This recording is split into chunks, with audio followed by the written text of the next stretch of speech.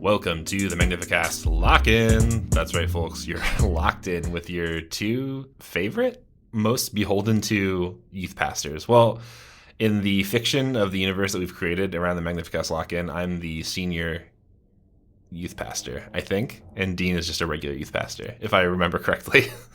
I mean, I think at a certain point, you did transition into being the senior pastor outside of youth ministry, which I did take to be a slight betrayal, but we can also retcon it. Anything can happen. We haven't done the walk-in in so long. Nobody remembers anything except that you do have a perfectly spherical body when you go to heaven. That seems to be the one that's stuck in the Discord. That's for people the who don't know, point of mythology. That's right. The Lock-In is a podcast we used to do a lot more regularly on the Patreon.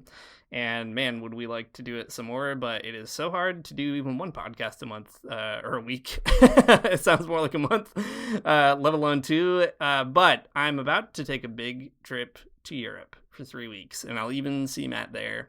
And that means we are defaulting back to a great lock-in episode as the last one we do on both sides of the Atlantic for the next month or so. And I'm excited about it, whether you're the senior pastor or the senior youth pastor or whatever you want to be. This is actually a great opportunity for you to kind of check in with the Lord and find out what are you being called to right now, Matt, in the fictional universe of the lock-in. What if I became even something more powerful?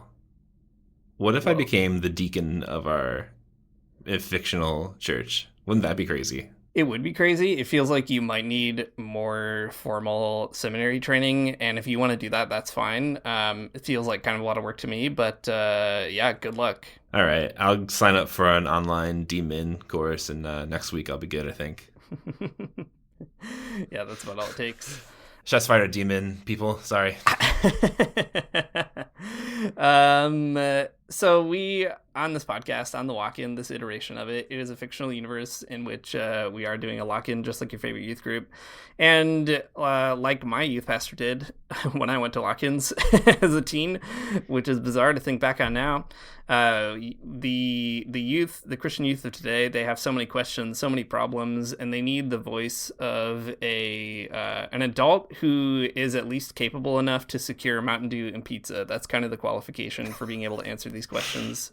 And we are so qualified, and we harvest these questions from the Christian youth of today by looking at the bizarre world of Reddit and its various tributaries of Christians talking to each other about all kinds of bizarre questions.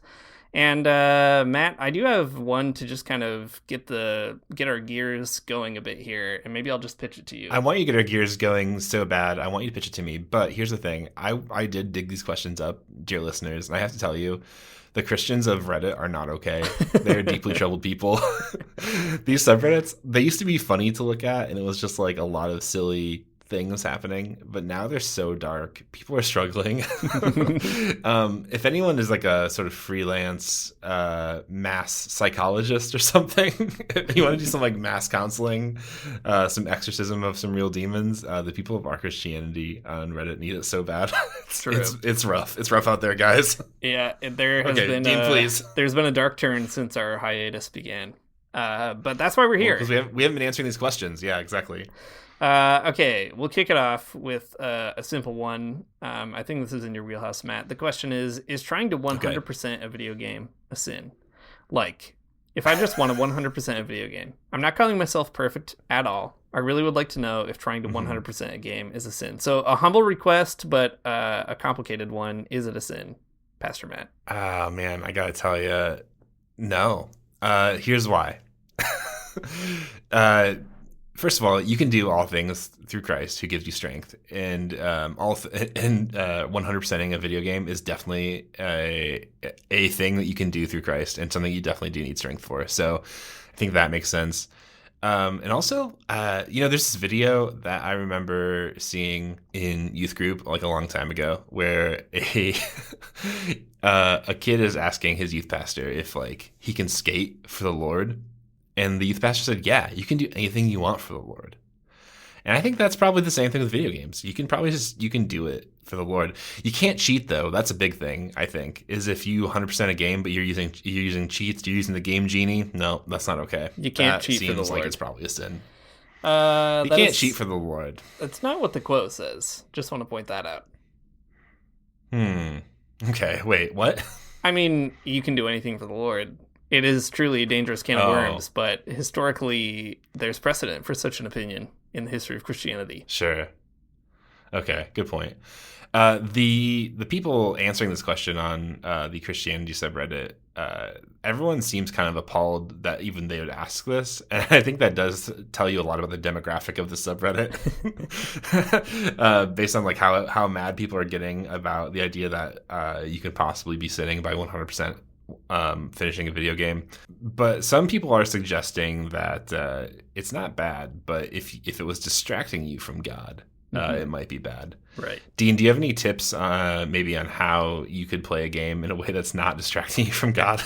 Yeah, I'd say at every save checkpoint, you should do what I do, which is pause the game safely, of course, around your little campfire or whatever, and just say one quick Hail Mary and then be on your way. I think that's the one way to guarantee that your prayer life is actually fed by your video game life, because you probably pray more playing such video games than you would if you didn't.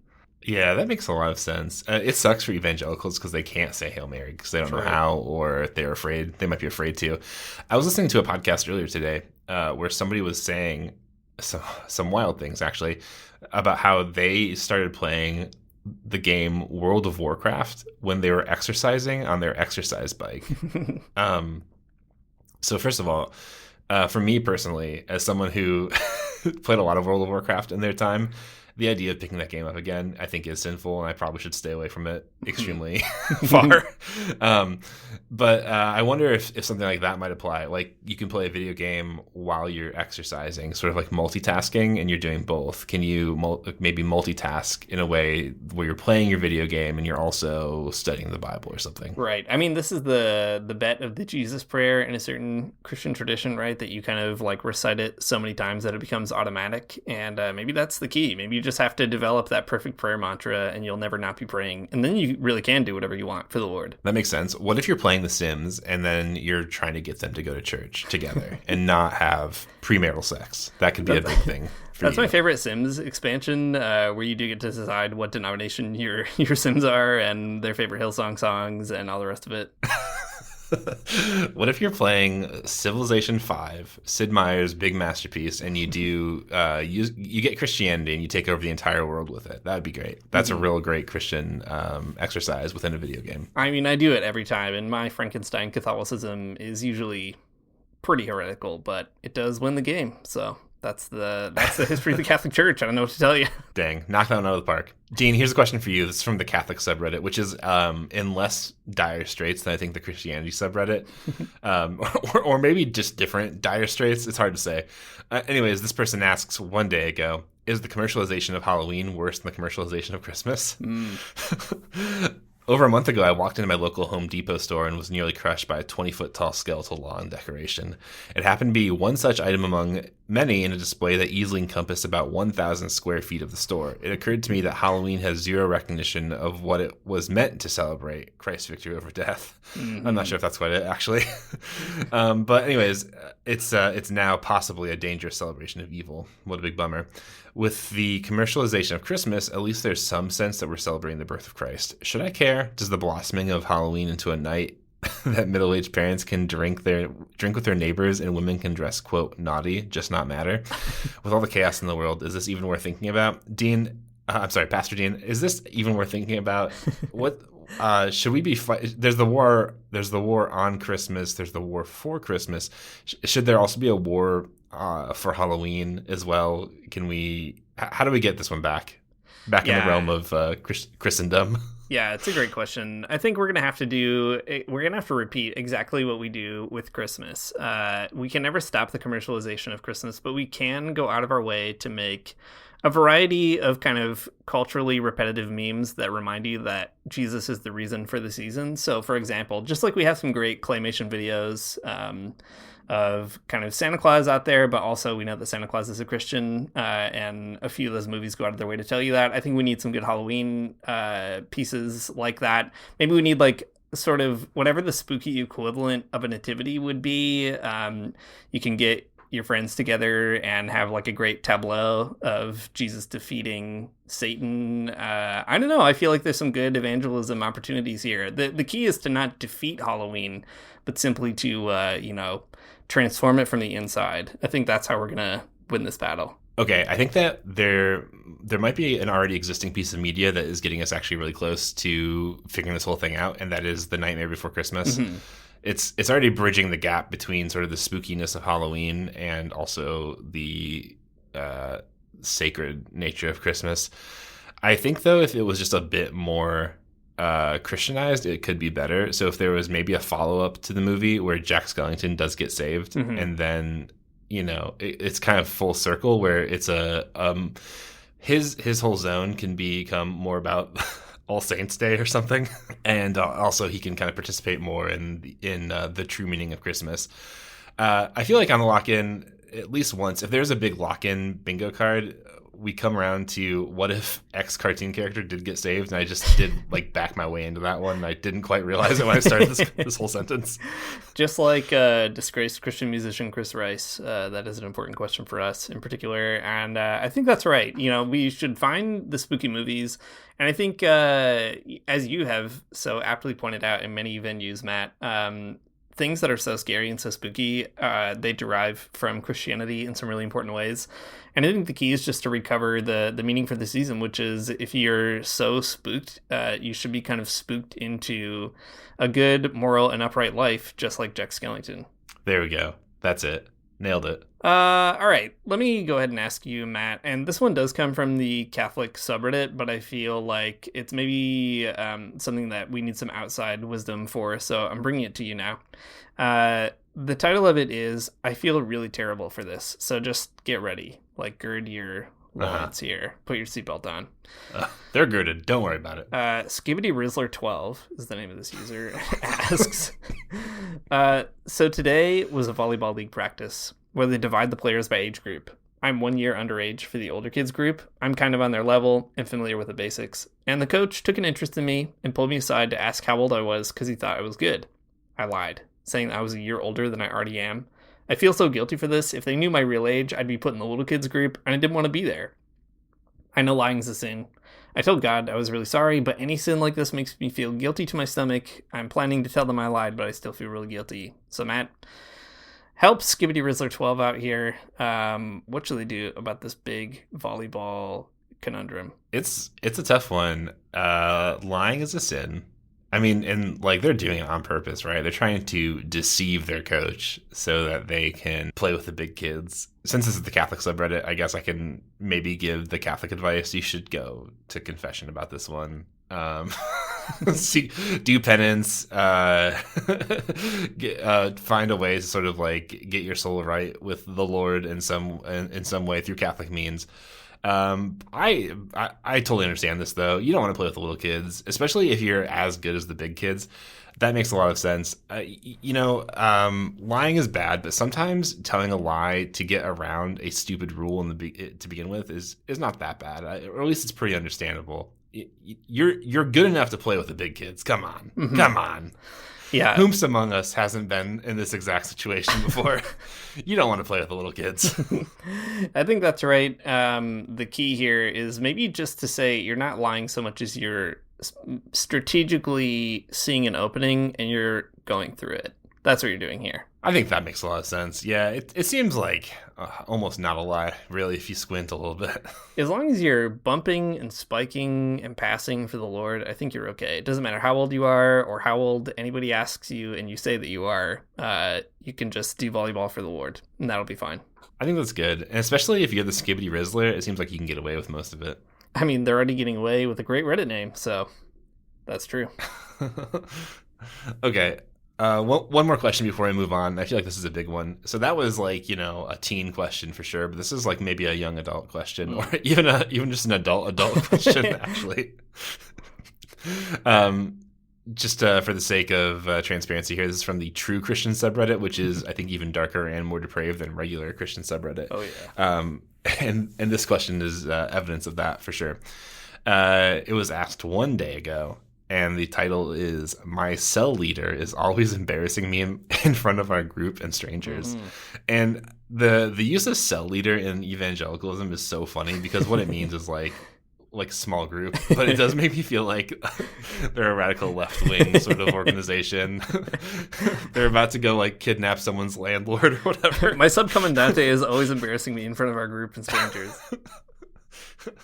Comrade, please. Anyway, so the post says this. So I'm 32 male. Most of my friends around my age in church cell group are already married. Four couples are expecting this year, including her, the cell leader. So I'm one of the single guys left. Whenever we meet someone new, my cell leader this is so funny. My cell leader always starting the conversation with strangers, aka single women, as following, "Hey, this guy is single for your information." Something like that, and the others are laughing.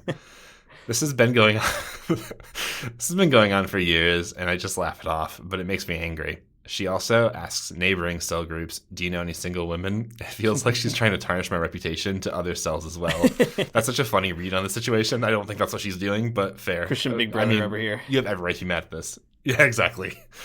I already told her off directly not to do that because it's so random to say to someone new and likely to scare girls away. That's fair. But she always brushes it off with a laugh, saying, "I'm doing this for you, helping you find a spouse since everyone else is already married." And it came true. Several single women have left after that conversation started. To illustrate my point, she and her husband have been trying to have a baby for more than 5 years of marriage. If I acted like she does, I would be asking her, "When are you expecting?" Definitely the same gravity, for sure. Exactly. Totally. Oh my God. Not a secret misogynist at all. Apparently, there are 4 division of cell groups, about 100 people around my age, who know I'm, quote, desperately single due to her action. I'm seriously considering moving to another church. I feel ashamed of myself, and I know she meant well, but she's upsetting me. What should I do or act on now? Dean, what do you do with this cell leader? Man, what do you do with this person? This is tough. My heart does go out to this person. What a situation to find yourself in. First of all, fascinating to me that there is a kind of co-ed cell in this True Christian group, and that this man has submitted, rare. Yeah, to the leadership of a woman. I think maybe there's something going on there. Who could say?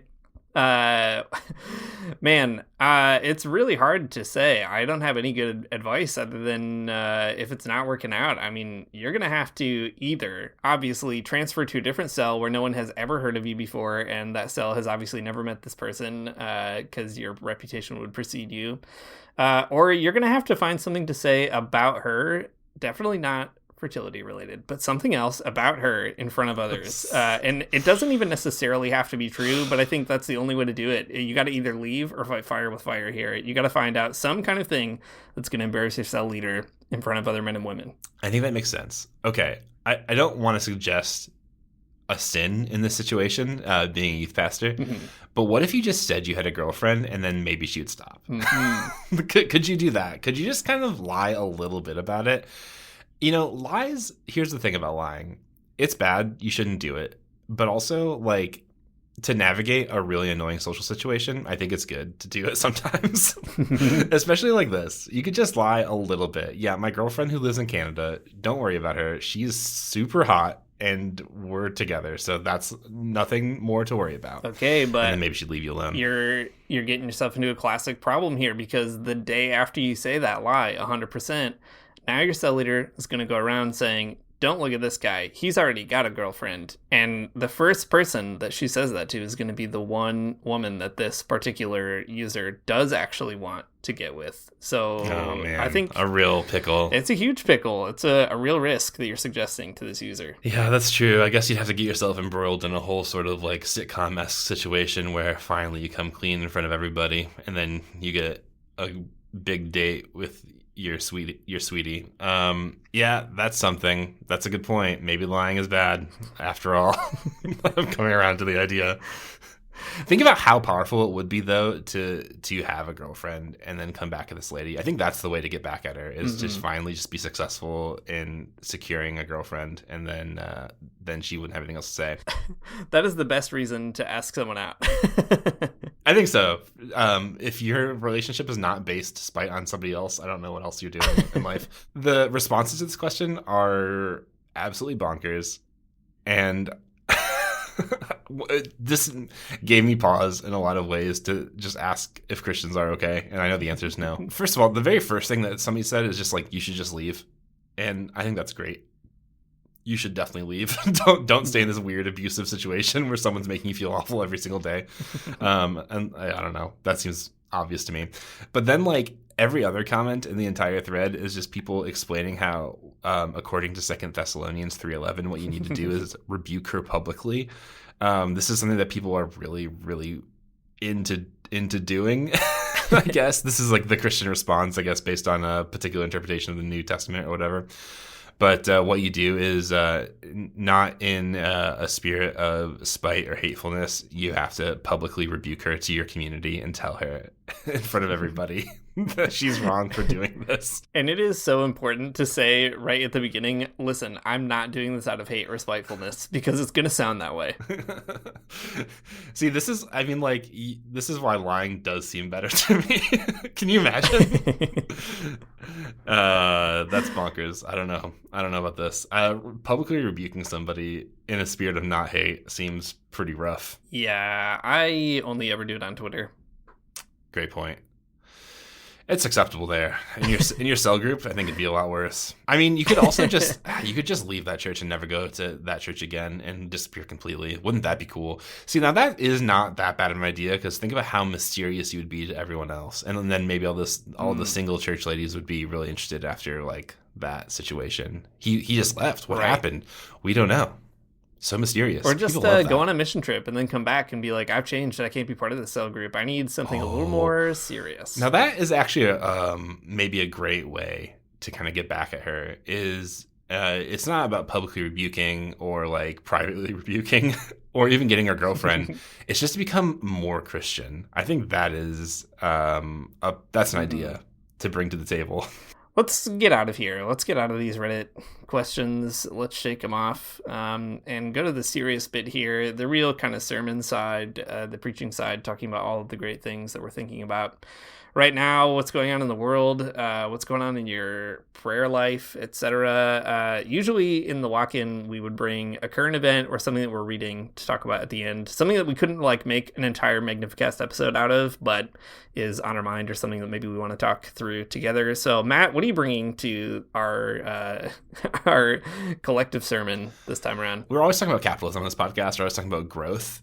We've been talking about that for, I don't know, a few different episodes. Capitalist growth, it's a big thing. It's a big problem with regards to climate change. And sometimes when you read economics, it does seem kind of detached from the real world. Even if you're reading sort of like Marxist economics, it's like, the socially necessary labor time or whatever, all these kind of like big jargony words.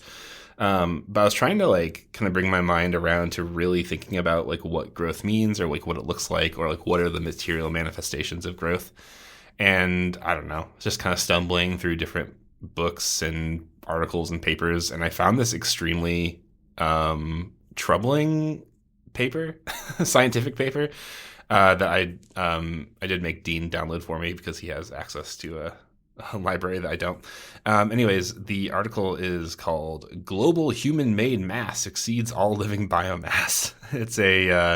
It was published in Nature in 2020. Nature is like a pretty important and probably the most famous scientific journal, magazine kind of thing out there.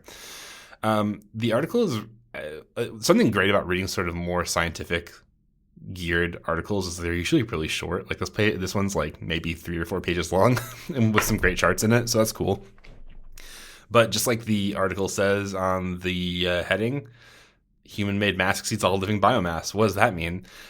So this article is really interesting because it does tell you, it has some charts about kind of a actually complicated idea philosophically, but I'll let some of it slide for the minute because can't get into the depths of it. But these scientists were like, how would you go about figuring out like how much stuff on the planet is human stuff and how much is like biological stuff? So they come up with these different sort of taxonomical ways of dividing up all existing matter. And it is really interesting. Easy. Yeah, exactly.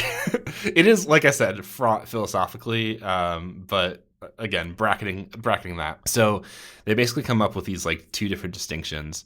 There is biological mass and there's anthropogenic mass. And there are some different ways that you can break down these categories, and that's what they're doing in this paper, and it's all very interesting for the most part. In biological mass, you would have things like animals, which humans are included in, interestingly enough. And then you have like trees, shrubs, plants, that kind of stuff. That's biological mass that's like the way that they're defining it, right? And then you have anthropogenic mass. These are things that people are creating in the world and like putting out there. Really important distinction that they make in this article that I thought was really interesting was that anthropogenic mass is they differentiate that from anthropogenic waste. So the numbers that they're like kind of throwing out there are about the stuff that is actually in use and not the stuff that has been discarded. Okay, so this is how they explain it in the paper. Over the past 100 years, anthropogenic mass has increased rapidly, doubling in a more law-like fashion approximately every 20 years, in contrast to total biomass, which has not changed as markedly, affected by a complex interplay of deforestation, afforestation, rising CO2, fertilization effect, among other things. That's a lot of words to say that like human stuff is growing. There's more human stuff, and there's not as much biological stuff. The accumulation of anthropogenic mass has now reached 30 gigatons per year based on the average for the past 5 years. This corresponds to each person on the globe producing more than his or her body weight in anthropogenic mass every week. That's so much stuff. So much stuff to make every week, personally. As a result, the gap between the anthropogenic mass and overall biomass has quickly shrunk. And then the findings of this whole thing are, again, very scary. We find that the two curves of these, like, anthropogenic mass and biological mass, these two curves intersect in the year 2020, at which point anthropogenic mass surpasses biomass. This is such a scary thing for me. I don't know. It's just like, this is the materialization of capitalism. This is what it means to have a capitalist society. It means that there's fundamentally more human stuff in the world than there are anything else. And that maybe isn't like that scary of an idea on its face, but when you think about the ways that like that system of production is directly responsible for climate change, it is like terrifying. There's an infographic on this article as well that it's extremely bizarre to think about, actually, but it says that like if you rounded up all the animals on the planet in a Noah-esque fashion, there would be 4 gigatons of animals on the planet, and that is including human beings. Interesting. But in distinction or in contrast, if you did the same thing but with plastic, there would be 8 gigatons of plastic. So there is double the amount of plastic in the world than there are animals in terms of weight, which I think is a really crazy thing. In a similar way, they say that there are 900 gigatons of trees and shrubs, which is like also, I mean, it's a number that I can't really even fathom. Just there's a lot of trees out in the world.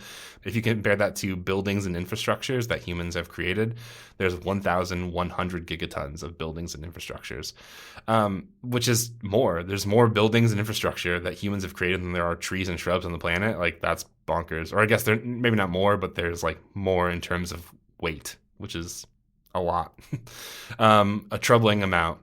Yeah, it's kind of interesting though, because you hear about all of these kind of like economic theories, but this is what it actually looks like in practice to keep pumping out more and more commodities in the world. Anyways, a really terrifying, scary, confusing, philosophically frustrating article, but it made me think a lot about production and like what it actually means, with all the things in the world. So that's where my brain kind of derailed to this week.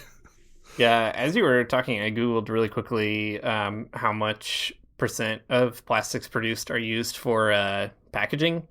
And apparently 36%, according to the United Nations, 36% of all plastic is produced purely for packaging, which is wild. Like, just, I don't know, stuff to get stuff somewhere else and then you throw it in the garbage. I think we talked about this somewhere else on the show, but like the very term disposable or the term single use, for example, is such a wildly ideological term to be like, oh, this object, you can only use it one time, or it's only meant to be used one time, or like it's disposable.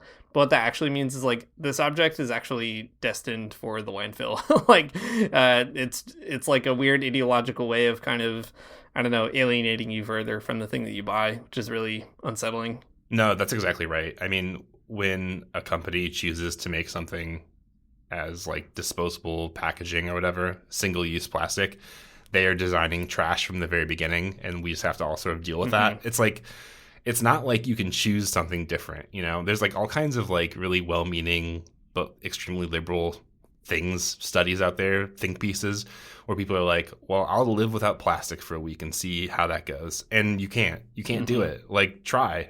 There's nothing you can do. It's so stupid. I was looking through the book, The Future's Degrowth. We talked about that in the podcast maybe a year ago or something.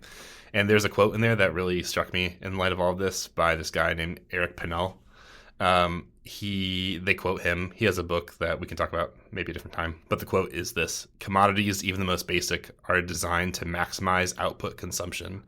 They don't last long, they're overwrapped, they're disposable, or they depend on energy and matter, thirsty artifacts that households must collect to enjoy them. It's not only that the output must be absorbed and consumed, but it must be consumed in a way that has to make room for the absorption of continuously expanding output, and that's growth." And I guess like it makes so much sense because it's just like you have to do it, and single-use plastics are created not so you can like have an item, but it's so that you'll have an item for now and you'll have to have another item later, right? It's like a commodity is always kind of promised in the future because of single-use plastics.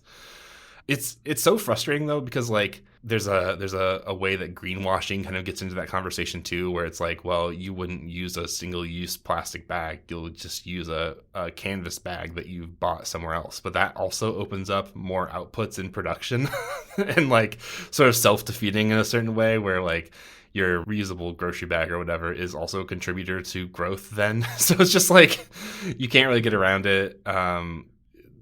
A real sort of like self-demonization kind of part of capitalism, where you just can't escape the single use all the way down. There's no ethical choice you can make except just like live in the midst of 8 gigatons of plastic or whatever. Yeah, my wife Emily has been really getting into a lot of interesting things lately: quilting, sewing, mending things, visible mending, etc. And it is very cool. I am not as good at that sort of thing, but I actually would like to be, because it's really neat. Like the kind of very idea that you could like repair a thing of your own and repair it on purpose in a way that also makes it look as though it's repaired. There's like a really funny philosophical resistance in the object itself to the idea of like tossing something out or kind of sending it to, I don't know, like a thrift shop or, you know, what they call thrift shops today, which are usually just, I don't know, places that get their commodities for free from people who get rid of what they think is trash. And it's a cool kind of thing. I mean, at the end of the day, all production involves, you know, production. Like if you go to a fabric store and you buy fabric, that is fabric that's produced for people to do stuff with. And it's like cool to think of like salvaging fabrics and so on. But the very idea that someone would even have fabric for the purpose of kind of taking the time to build an object themselves is so neat. Like, I mean, I'm not saying we should go back to arts and crafts and like that's it, but I'm saying like a few more arts and crafts, probably not so bad actually. There's a sort of like empowerment that comes, I think, with that sort of knowledge that is conversely like divested through buying single-use stuff. Like your power escapes you when you buy garbage to throw it out instead of like learning how to put something together. Yeah, exactly. And but like I guess it's just, first of all, yes, more arts and crafts, please. More repairing things. I think that's awesome. But there's also like a design principle in our society that just kind of won't let you do that to a lot of things. Like I was thinking about even bigger things that are actually single use, or are limited use because of planned obsolescence, things like computers and phones. Like, such a troubling idea that like you're going to buy something that's like $2,000 or more than that, and you will use it for a few years until it's done, right? But it sucks because like, you know, the Apple geniuses out there, or the Android geniuses out there, whoever's designed these phones, they are fundamentally doing it like from the perspective that someday this thing will be trash and there's nothing you can do about that. And it is such a stupid such a stupid way to approach design, but that is exactly where we're at. Yeah, I don't know. Yeah, it's not looking great, but I'm sure we'll figure it out in a later Magnificast episode. Before we get to the end of this one, I am going to talk about what's been on my mind a lot, which is soon I'm traveling to Europe, all kinds of places, to Belgium, to Scotland, to see Matt, and even to Rome. And Matt is going to join me in Rome. And to get ready to do that, I'm thinking about Rome. I'm really fulfilling my male stereotype of thinking about the Roman Empire once a day or whatever. That's a bizarre meme that is definitely not true, but is extremely funny. And in it, I don't actually like to think about the ancient Roman Empire. Boring. Who cares? I like to think about all the extremely weird stuff that has gone on in Rome because of my bizarre religion, because of the Catholic Church.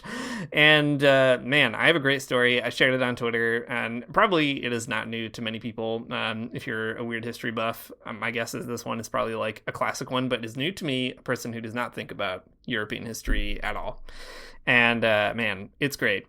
So, everybody knows popes, they can be good, they can be bad, and there have been some especially bad ones in the history of the Catholic Church.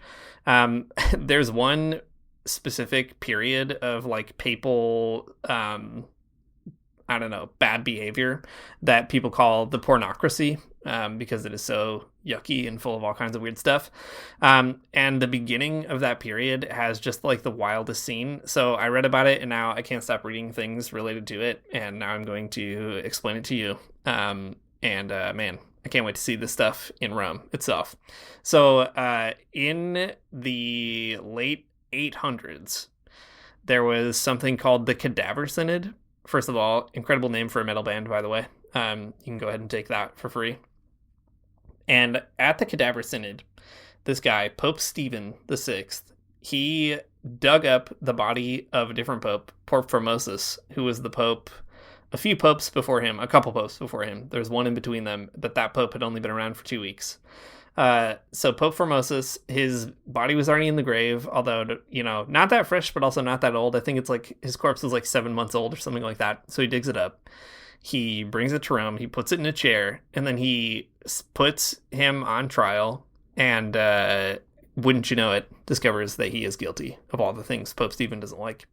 That in itself, not incredibly unique. I mean, lots of people get tried as dead people, and their bodies are exhumed and all that kind of stuff. But this trial is unique because after Pope Stephen did that, he threw the body of Pope Formosus into the river Tiber. And the people in Rome thought that was pretty messed up, actually. And so they stormed the tower. They put Pope Stephen in jail, and he was strangled to death. And then the next couple of popes had a synod where they did have to make a rule that you're not allowed to put dead bodies on trial anymore, which is such a great example of the kind of thing where it's like, you know, if you have to have a rule for that, something has gone seriously wrong. Just a really wild kind of situation. So anyway, Pope Stephen, he says Pope Formosus is bad at the Cadaver Synod. He throws him in the river. He himself gets killed. And then there is a bunch of bad popes in the period of the pornocracy.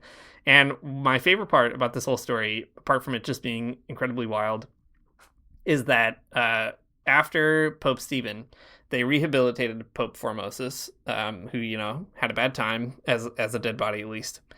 And they said he was good. So he was, like, buried in the Vatican after that.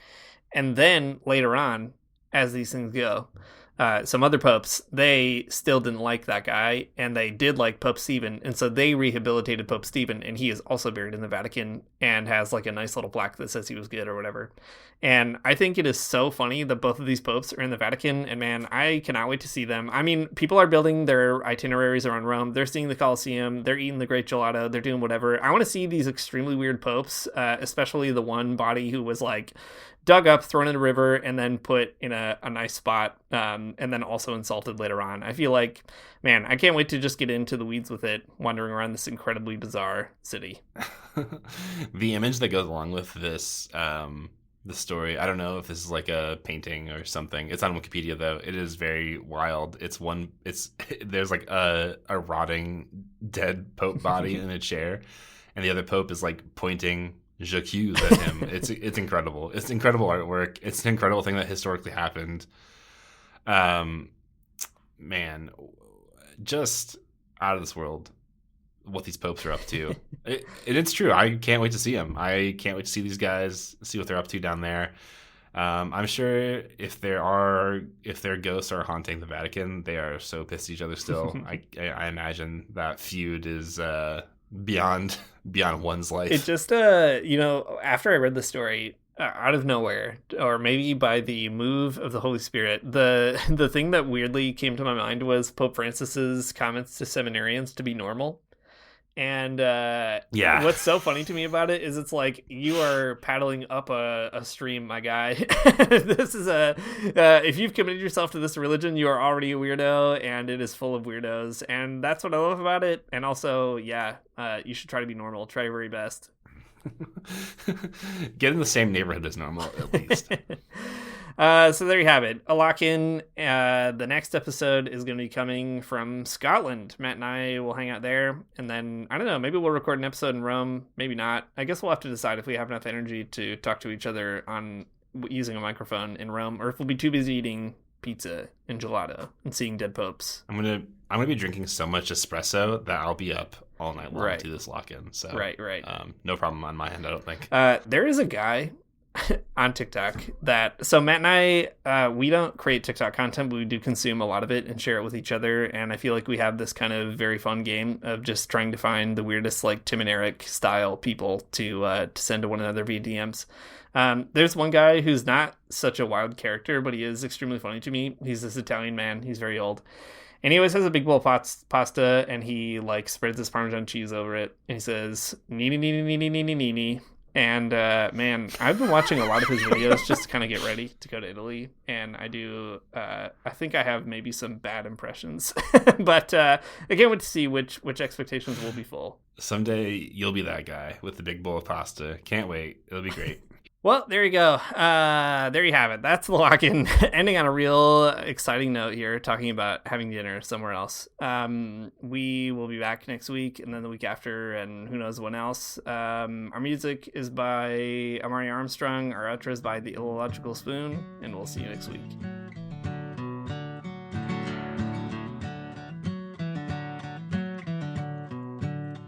I don't wanna get up for church in the morning, souls alive. Heaven come to earth and there won't be no church. We'll meet down by the riverside. There we'll swim with all creation. Never get tired, never bored. Don't worry, someday there'll be no dam between us and our Lord.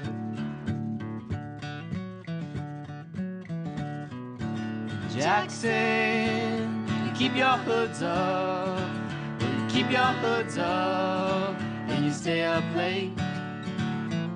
In Jackson, you keep your hoods up. Well, you keep your hoods up and you stay up late. Oh, don't mind a cold night, but we might mind if you leave too soon. So come on now, it's still early. At least I wouldn't.